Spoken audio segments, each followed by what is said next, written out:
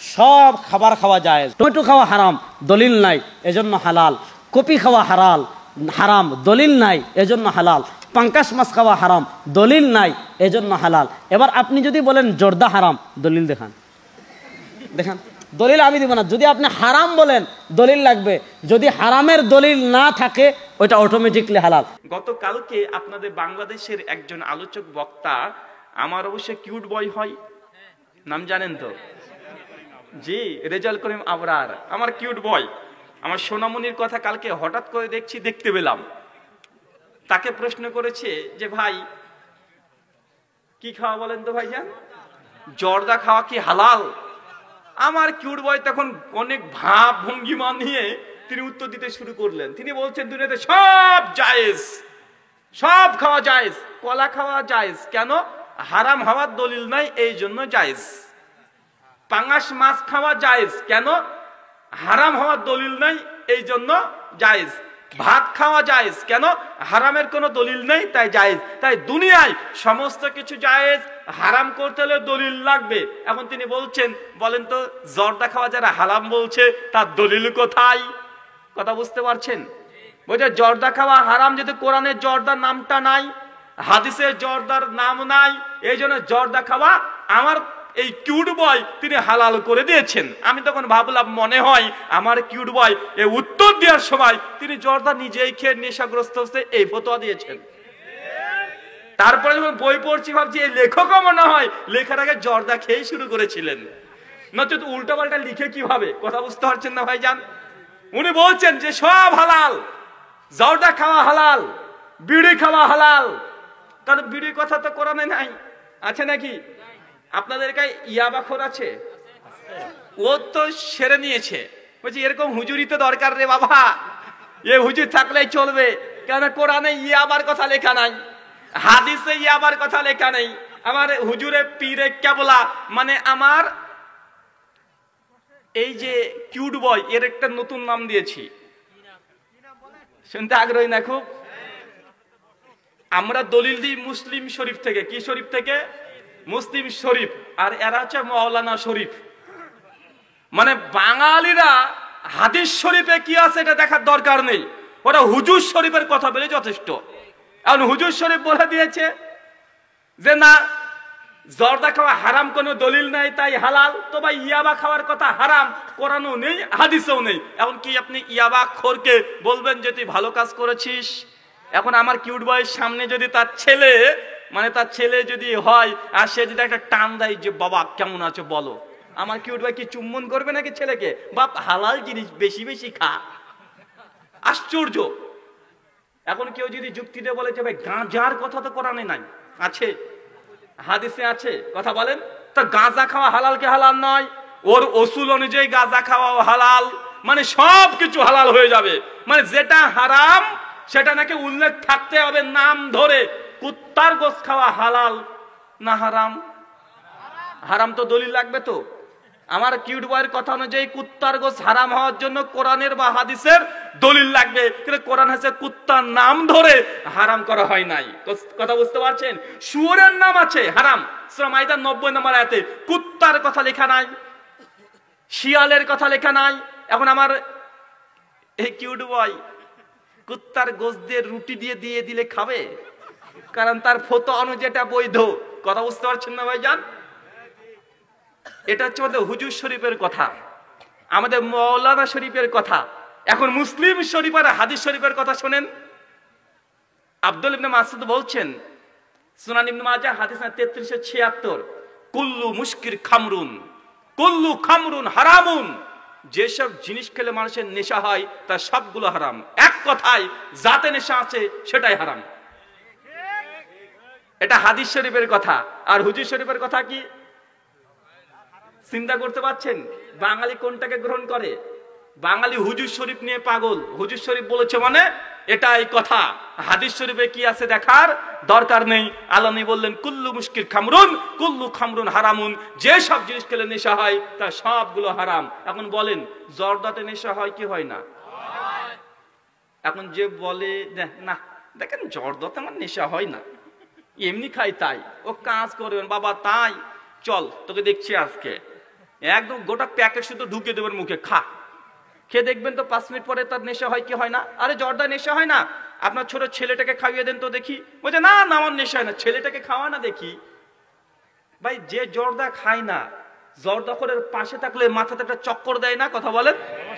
বেচারা তুমি খেয়ে খেয়ে খেয়ে খেয়ে মুখটাকে টয়লেট করে ফেলেছো, তোমার কি আর নেশা লাগবে? কথা বলেন। যে প্রথমে মদ খাই, ওই ছোট্ট মোটামুটি এক ঢোকে তার নেশা হয়ে যায়। আর যে মদখোর মাতাল, একদম গোর গম্ভীর মাতাল, ওকে এক বোতল ছাড়া নেশায় উঠে না, ওই বলে। আচ্ছা না ভাই জান, তো তোমাদের জর্দাটার নেশা তো হবে না, কারণ ছোট কাল থেকে খাচ্ছ, একদম দাওরা পাস করেছে, সেই সময় জর্দা চাবাচ্ছ, এখন কি আর নেশা হয়? মানে রক্তের সঙ্গে তোমার মিলে গেছে, তার মানে এই নয় যে এই জিনিসটাই নেশা হয় না। কথা বুঝতে পারছেন?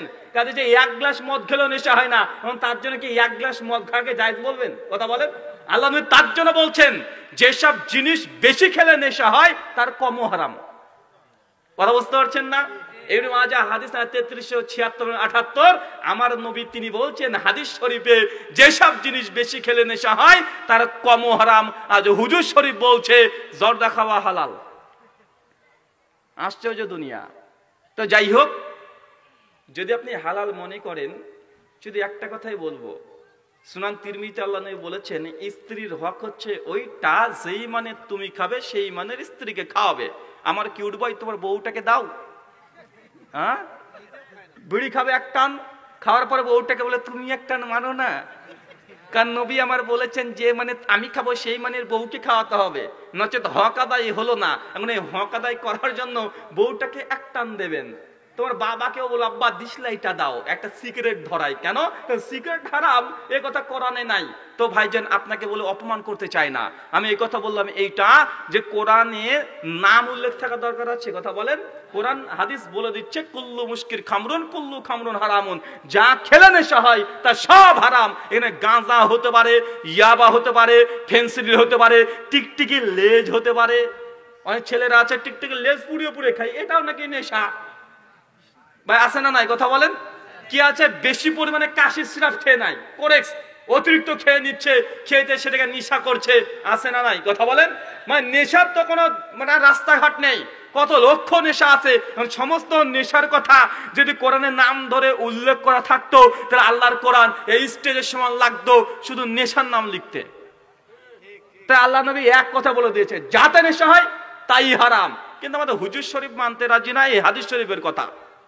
আল্লাহ সুবহানাহু ওয়া তাআলা তুমি এই কথাগুলো বোঝার তৌফিক দান করো, সকলে পড়ি আল্লাহুম্মা আমিন। আমার কাছে একটা বই আছে, বইটার নাম আনিসুল আরওয়াহ। এটা হচ্ছে চিস্তিয়া তরিকার বই। কোন তরিকার বই? চিস্তিয়া তরিকার বই। খাজা মঈনুদ্দিন চিশতি রাহিমাহুল্লাহ তিনি নাকি এই বইটা লিখেছেন। কথা বুঝতে পারছেন? এই বইটা স্টেজে এসে একটা ঘটনা পড়ছিলাম, মানে 5 মিনিট সময় আছে বললাম একটু পড়তে শুরু করলাম, পড়তে পড়তে একটা ভালোই ঘটনা পেলাম। দেখেন কি বলছে, পড়বো একটু? আচ্ছা, বই পৃষ্ঠা সংখ্যা 145। কত? 145, 145, চিস্তিয়া তরিকার বই। বইটা ভেতরের অংশের নাম ফায়াদ সালেকিন। বলছে দেখেন, আচ্ছা এখান থেকে বলি। হযরত খাজা কুতুবুল ইসলাম রাহিমাহুল্লাহ ইরশাদ করেন, নফল নামাজ ত্যাগ করে পীরের ডাকে সাড়া দেওয়া কল্যাণকর। ভাই কি লেখা আছে না ভাই? দেখেন বাংলা, একদম ঝরঝরে বাংলা, বাংলাদেশ থেকে কিনেছি, ভারত থেকে নিয়ে আসিনি। এখানে দেখেন পেছনে লেখা আছে 226 নবাবপুর রোড, ঢাকা 1100। ঢাকা কি ভারতে নাকি? আপনাদের বাংলাদেশের বই। এখানে পীর সাহেব তার মুরিদকে শেখাচ্ছে, মানে বলদকে শেখাচ্ছে। কি শেখাচ্ছে? বলদকে কি শেখাচ্ছে? যে তুমি নামাজ পড়ছো, আর এর মধ্যে যদি পীর সাহেব ডাক দেয় তো নামাজ ছেড়ে দিয়ে পীরের ডাকে সাড়া দেওয়া শুধু জায়েজ নয়, বরং নামাজকে ত্যাগ করে পীরের ডাকে সাড়া দেওয়া এটাই উত্তম। এটা হচ্ছে মানে বাংলাদেশের ধর্ম চলছে। কি চলছে? বাংলাদেশে চলছে সুফিবাদের নামে, পীরতন্ত্রের নামে এটা চলছে। এরপর দেখেন আরো সুন্দর করে বলছে, কি বলছে? এর সওয়াবও অনেক বেশি, শুধু উত্তম না, সওয়াবও বেশি। পীর সাহেব যদি ডাকে তাহলে কি নামাজ ত্যাগ করে দিয়ে কি করতে হবে? পিরিয়ডটাকে সারা দিতে হবে, এটা উত্তম কাজ, বরং সওয়াবও বেশি। আচ্ছা দেখি এরপরে কি বলে। কিন্তু নফল নামাজের সওয়াব তত বেশি নয়। কথা বুঝতে পারছেন? বলছে পিরিয়ডটাকে সারা দেওয়াটা সওয়াব বেশি, বরং নফল নামাজের চেয়ে তো সওয়াব বেশি পিরিয়ডটাকে সারা দেওয়া। আচ্ছা তারপরে কি বলছে? একবার আমি নফল নামাজে রত থাকাকালীন অবস্থায় আমার মুর্শিদ হযরত খাজা বুজুর্গ আমাকে ডাক দিলেন। এখন এই বলদ তার ঘটনা বর্ণনা করছে, মানে মুরিদকে আমি বলদ বলি ভাই, রাগ করিয়েন না, কারণ এই বলদ ছাড়া কিছু না। যে মনে করছে পিরিয়ডটাকে সারা দেওয়া এটা উত্তম কাজ নামাজের চাইতেও, মানে আল্লাহকে সে ডাকা বাদ দিয়ে এই জন্তুগুলোকে ডাক দেওয়া সারা দেওয়া নাকি এটা উত্তম, তো একে বলদ ছাড়া কি বলা যায়? ওখানে আল্লাহর সঙ্গে কথা বলছে। সালাত মানে কি? আল্লাহর সঙ্গে বান্দার ডাইরেক্ট কানেকশন, আল্লাহর সঙ্গে কথা বলছে, আল্লাহর আহ্বানে সাড়া দিচ্ছে। তা আল্লাহর আহ্বানে সাড়া দিতে দিতে যদি এই পীর নামক থাক, এটাকে কিছু বললাম না, এ যদি ডাক দেয় তো বলদকে নাকি চলে আসতে হবে, এটা নাকি উত্তম কাজ নামাজের চাইতো, তো একে বলদ ছাড়া কিছু বলা যায় আর? আচ্ছা এর চেয়ে ভদ্র ভাষা বলাও মুশকিল। চলেন আরেকটু দেখি। এখন এই লোক তার ঘটনা বর্ণনা করছে, নফল নামাজ রত থাকাকালীন অবস্থায় আমার মুর্শিদ হযরত খাজা বুজুর্গ আমাকে ডাক দিলেন। আমি সঙ্গে সঙ্গে নামাজ ছেড়ে দিয়ে উত্তর দিলাম। নামাজ ছেড়ে দিয়ে উত্তর দিয়েছে বলো দেবার।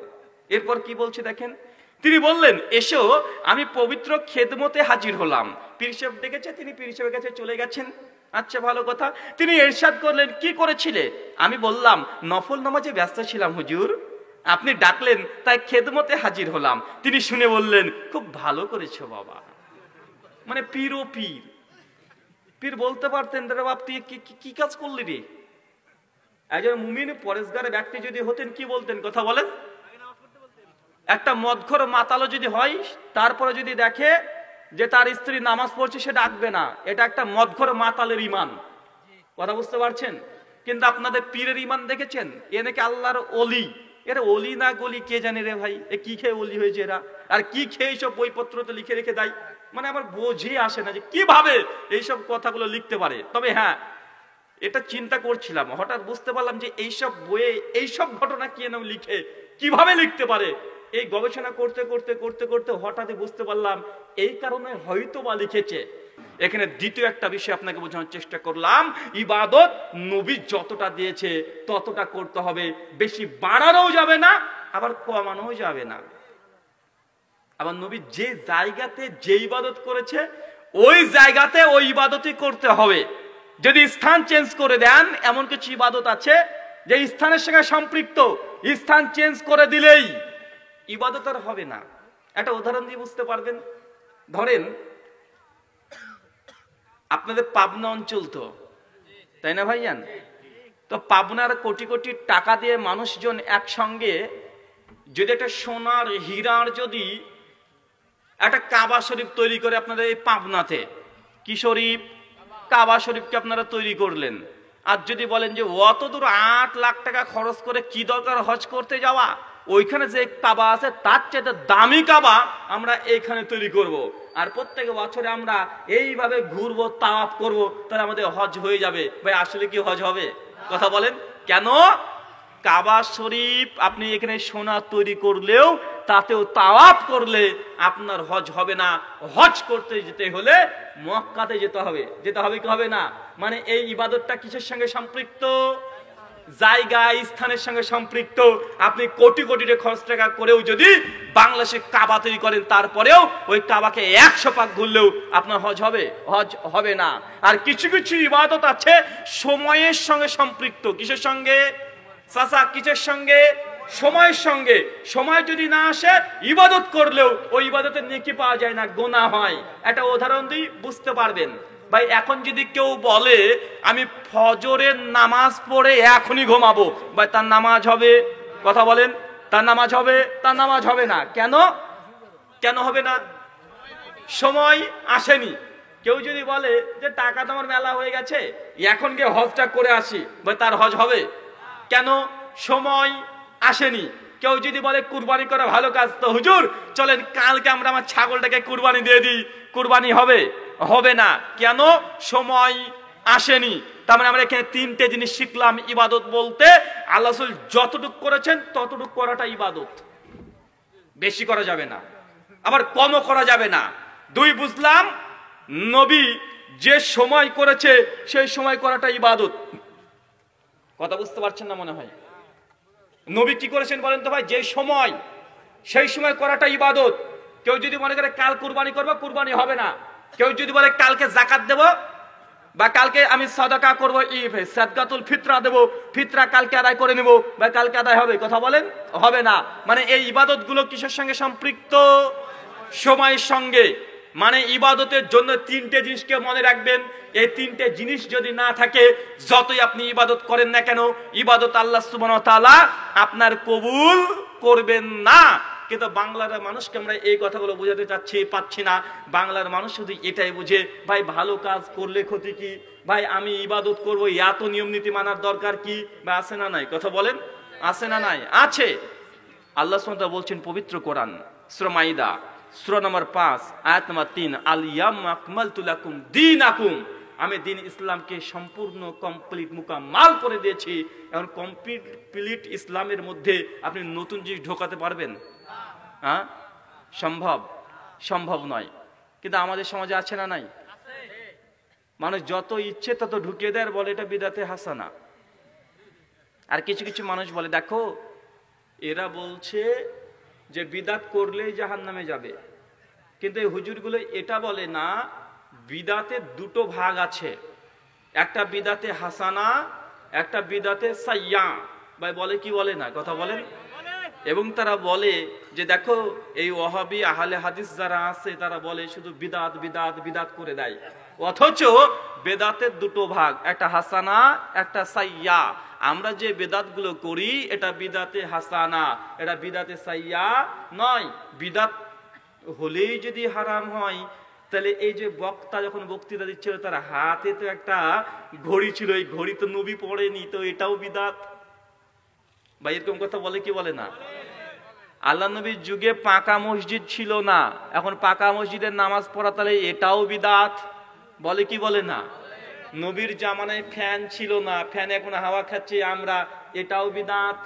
নবীর জামানায় এসি ছিল না, এখন এসিতে আমরা হাওয়া খাই মসজিদে, এটাও বিদাত।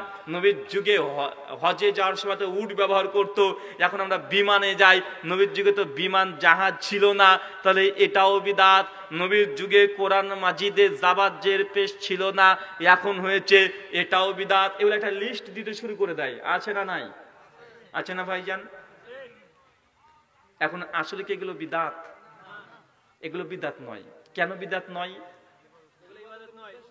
কারণ এগুলো ইবাদত নয়। এই তো আপনারা বেশ ভালো বুঝেছেন। কোন হুজুর কি বলে যে আমি এই ঘড়িটা পড়েছি, এই যে ডিজিটাল ঘড়ি, অ্যান্ড্রয়েড ঘড়ি, এই ঘড়ি পরে কেউ যদি 1 মাস নামাজ পড়ে তাহলে একটা হজের সমান এক্সট্রা অতিরিক্ত নেকি হবে? ভাই এরকম নিয়ত কেউ পড়ে? কথা বলেন না। কেউ কি মনে করে এটাতে নেকি কমে বা বাড়ে? কেউ বিশ্বাস করে না। কেউ কি এটা মনে করে কেউ যদি পাকা মসজিদে 5 ওয়াক্ত নামাজ পড়ে তাহলে একটা ওমরার সমান বেশি নেকি হবে কাঁচা মসজিদের তুলনায়? এরকম নিয়ত কারো আছে? তার মানে বোঝা গেল এটা ইবাদতের কম বেশি নেই, অতএব এটা বিদাত নয়। কেউ কি এটা মনে করে ফ্যানওয়ালা মসজিদে নামাজ পড়লে এটার চাইতে এসিওয়ালা মসজিদে নামাজ পড়া 10 গুণ বেশি নেকি পাওয়া যায়? এই নিয়তে কেউ এসি ঘরে নামাজ পড়ে? কথা বলেন না। তার মানে বোঝা গেল এইগুলো ইবাদত না, নেকি কম বেশিও হয় না, অতএব এগুলো বিদাত নয়। কিন্তু হুজুর তুমি 40 খানা দিচ্ছ, এটাতে নেকি কম বেশি আছে না নাই? এটা ইবাদত কি ইবাদত নয়? এটা আমল কি আমল নয়? এটা দিয়ে তোমার বাবাকে জান্নাতের মানে দরজা ভেঙে ঢোকানোর চেষ্টা করছো কি করছো না? অতএব তোমার এই আমলগুলো বিদাত। ঘড়ি পড়া এটা বিদাত নয়। পাকা মসজিদের নামাজ পড়লে বেশি নাকি হয় এই কথা দুনিয়ার কোন আলেম বলে নাই, অতএব এইগুলো বিদাত নয়। চাচা বুঝতে পারছেন? তাহলে প্রশ্ন, আল্লাহ নবীর জামানায় কোরআনে তো জাবারজের পেশ ছিল না, এখন আমরা দিয়েছি, আমরা কোরআন পড়ছি, তাহলে এটা বিদাত। শেষ পর্যন্ত এই কথা বলে কি বলে না? বলে। আমি কোরআন মাজিদ পড়ছি, আলিফ লাম মিম, কয়টা নেকি পেলাম? 30 নেকি। সুনান তিরমিজি 2910 আল্লাহ নবী বলেছেন কেউ যদি কোরআনের একটা হরফ পড়ে 10টা করে নেকি পাবে। আমি বললাম আলিফ লাম মিম, কটা হরফ? 3টে হরফ, নেকি কয়টা? 30টা। এখন কোন কোরআন মাজিদে যদি জাবাজ্জের পেশওয়ালা আলিফ লাম মিম থাকে আর আমি পড়ে দিলাম, ভাই নেকি কয়টা হবে? 30টা। দেখে কোন কোরআন আছে জাবাজ্জের পেশ নাই, ওখানে আলিফ লাম মিম পড়ে দিলাম, নেকি কয়টা হবে? 30টা। তার মানে বোঝা গেল জাবাজ্জের পেশ দিয়ে পড়লেও 30টা, জাবাজ্জের পেশহীন কোরআন পড়লেও 30টা, না দেখে মুখস্থ পড়লেও 30টা। মানে এর মধ্যে নেকির কোনো কম বেশি নাই, অতএব এটা বিদআত নাই। বিসমিল্লাহির রহমানির রহিম পড়ে দিলাম, কয়টা অক্ষর আছে? 19টা, নেকি কয়টা? 190। এখন আমি জাবাজ্জের পেশ দিয়ে পড়লাম, নেকি কয়টা হবে? 190টা। জাবাজ্জের পেশ নেই এমন কোরআন দেখে দেখে পড়লাম, কয়টা নেকি হবে? 190। আমি কোরআন মাজিদ সামনে রাখলাম না, মুখস্থ পড়ে দিলাম, কয়টা হবে? 190। তার মানে বোঝা গেল জাবাজ্জের পেশ দেওয়ার কারণে নেকির কম বেশি হয় নাই। যদি আমরা বলতাম এক জাবারে 5 নেকি, এক পেশে 3 নেকি, তাই জাবাজ্জের দিয়ে পড়লে 10 নয় বরং 20 করে নেকি, তবে এটা বিদআত হতো। আমরা জাবাজ্জের পেশে কোন নেকি কামনা করি? কথা বলেন, করি না। অতএব কোরআনের মধ্যে জাবাজ্জের পেশ এটা দেওয়া এটা বিদআত নয়। বিদআত তখন হতো যখন নেকির আশা করতেন। কথা মনে বুঝতে পারছেন না? বিদআত জিনিসটা কি বুঝতে পারছেন? কিন্তু আমাদের সমাজে এই জিনিসগুলোকে হুজুর শরীফ আর মাওলানা শরীফ গুলো হাদিস শরীফের চাইতে উল্টো করে মানুষকে বুঝিয়ে দেয়। আছে না নাই? আমি কাউকে কষ্ট দিতে চাই না, যা শরীয়তের কিছু কথা, কিছু নীতিমালা আপনার সামনে বললাম, এখন আপনি মানবেন কি মানবেন না এটা আপনার ব্যাপার। আল্লাহ বলছেন ফাযাক্কির ইন্নামা আনতা মুযাক্কির লাস্তা আলাইহিম বিমুসাইতির, তোমাদের কাজ ধর্মের কথাগুলো মানুষকে বলে দেওয়া, দারোগা রূপে তোমাদেরকে আমি পাঠাই নাই, জোর করে আপনাকে মানাতে হবে, এটা আমার বাবা দায়িত্ব নাই। আপনি যদি হক কথা গ্রহণ করেন তাতে আমার বাপের 5 বিঘা জমি 10 বিঘা হবে না, আর যদি আপনি না মানেন আমার 10 বিঘা জমি কমে 5 বিঘা হবে না। আমাদের কাজ সত্য কথাগুলো আপনার সামনে বলে দেওয়া। এই যে আপনাকে ফর্মুলা দিয়ে গেলাম, কোরআন মাজিদের সঙ্গে কথাগুলো মেলাবেন, নিজের আবেগ দিয়ে নয়, কোরআনের সঙ্গে কথাগুলো মেলাবেন, মেলানোর পরে আমল করার চেষ্টা করবেন। আমাদের আয়েশা রাদিয়াল্লাহু তাআলা আনহা তিনি বলছেন মান আমিলা আমালান লাইসা আলাইহি আমরুনা ফাহুয়া রাদ্দুন, কোন ব্যক্তি এমন কোন আমল করলো যে আমলটা নবী করেনি, ফাহুয়া রাদ, সেটা বাতিল। কথা বুঝতে পারছেন? বলছেন যে আমি যে আমল করিনি, মানুষ যদি সে আমলটাকে করে, ফাহুয়া রাদ, সে আমলটা কি? কথা বলেন, সে আমলটা বাতিল। তা আমল কি করতে হবে? কোরআনে আল্লাহ বলছেন মা আতাকুম রাসূলু ফাখুযুহু ওয়া মা নাহাকুম আনহু ফান্তাহু, আমার নবী তোমাকে যা দেয় তা গ্রহণ করে নাও, আর যা দেয় নাই তা বাদ দিয়ে দাও। মানে নবী যে আমল করে নাই আপনি করতে পারবেন না, নবী যে আমল করতে বলেছেন সেটা আপনাকে করতে হবে। এটা ইসলাম, এটা ইসলামের গণ্ডি, এর কম বেশি করা জায়েজ নয়।